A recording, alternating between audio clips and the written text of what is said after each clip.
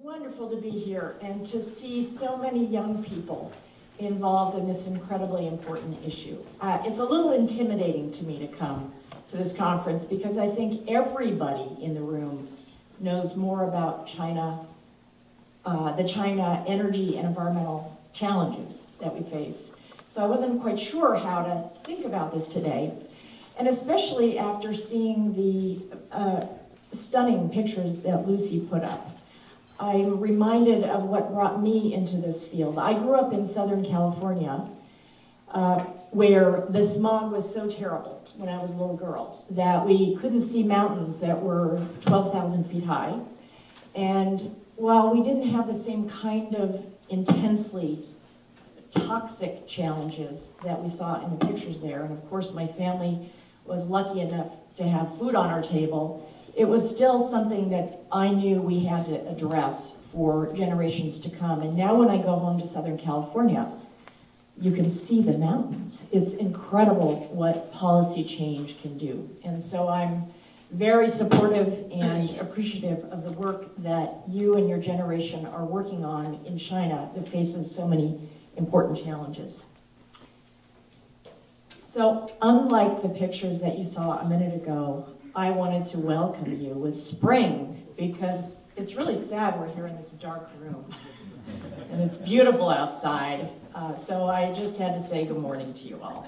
And I probably am saying some insulting phrase there. I'm not even sure that that really does say welcome to Boston. Does it? Yay! Yay! That's great. Because that means Google works. That's great. So I do want to talk about the challenges, and I had to keep using the conference brochure because I totally love the graphics. Don't you love the graphics for this conference? Very nice. So I do want to talk about some overview of things that our countries are presented with in terms of challenges, and some ideas to start the day's conversations about things that we can learn from each other. And then the closing thing is just a reminder of how much all of us are in this together. So how are we doing? China is unbelievable.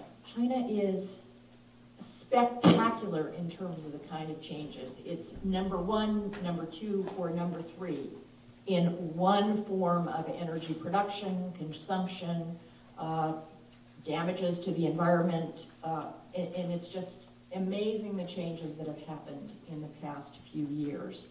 I think of the coal issues as a staggering challenge. We share that challenge with China, but we share other things as well, an interest in wind energy, an interest in global oil markets. And so we are very much in this together. And when I think that, according to the International Energy Association, 1/3 of the future growth in energy consumption will come from China. We need to pay very, very strict attention to how China's doing it because we're all in that together. So clearly, China is no different than other countries in having to look first at economic development, keeping food on the table, trying to provide jobs for the population, and certainly do that in ways that afford the country with the national security imperatives. Every one of those issues is important to Americans. We translate them differently here, but increasingly the kinds of challenges that you saw on Lucy's photos are frontal as China faces the challenges of assuring that economic growth doesn't occur so continuously at the expense of the health of the population. So just some reminders, because I'm going to be comparing China and the US. So we're a little tiny country compared to China. US is on the right. But we are energy hogs in the United States compared to China. So on the top is oil use per capita. On the bottom is electricity use per capita. And as we imagine China continues to sustain the kind of economic growth, you can only imagine that those use of oil and electricity per capita are going to continue to approach and climb. And if China doesn't address that, we're going to face tremendous problems both there and around the world. It's clear coal is the main story in China's energy mix. That's no surprise to anybody. That's clearly seen in those pictures Lucy showed. Whoops, excuse me. Well, you don't see the U.S. energy mix. Oh well, sorry. But it's much more diversified. When I think of how challenging we are in the United States of dealing with virtually over 1/3 of our energy comes from oil, because we have so many more cars, obviously, and we drive them so much. We get more of our energy from nuclear power. We get much more of our energy from natural gas. As China moves forward, it has to diversify away from coal, even though that it's the foundation of its domestic fuel supply. On the left, you see China's emissions projections for the next 25 years. And you see that the yellow bar is the actual emissions of sulfur dioxide and the actual emissions of nitrogen oxide, with the expectations that those will continue to grow at very high levels in spite of efforts to try to clean up the power sector and the automobile fleet as it's coming.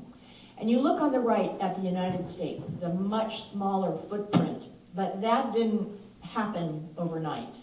Like China is going to try to address these issues overnight. That came over many decades in which the United States was also with very, very high levels of particulates, sulfur dioxide, nitrogen oxides. And so there's a future of promise if China can turn its emissions around through cleaner energy. China is now the largest emitter of greenhouse gases. Of course, we know that. If I had on here the historical cumulative emissions of the United States relative to China, you'd barely see China on this chart. I think that it's about 10 times the U.S. emissions since the last 50 years.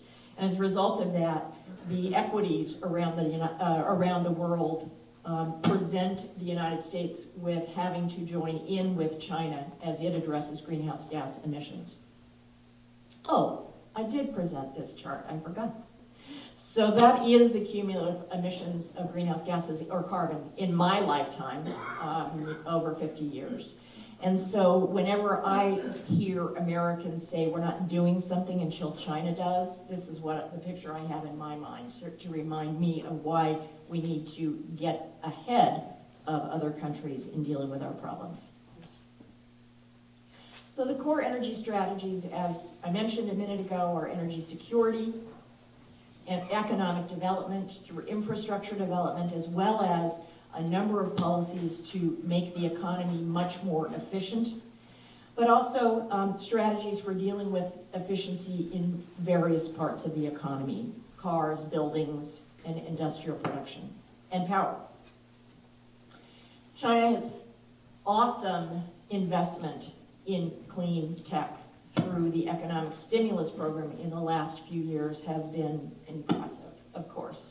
The United States thought it did an amazing job when it came up with maybe $20 billion in terms of investment in clean tech out of our federal budget, but it's just a small token compared to what China has been putting in. What can we learn from each other? For one thing, when I think about what China has done in the last 20 years in transforming its economy and beginning to focus a spotlight on making sure that its investment in energy for its citizens become cleaner on the margin, there's increasingly a direction that has been set by policymakers for a cleaner energy course.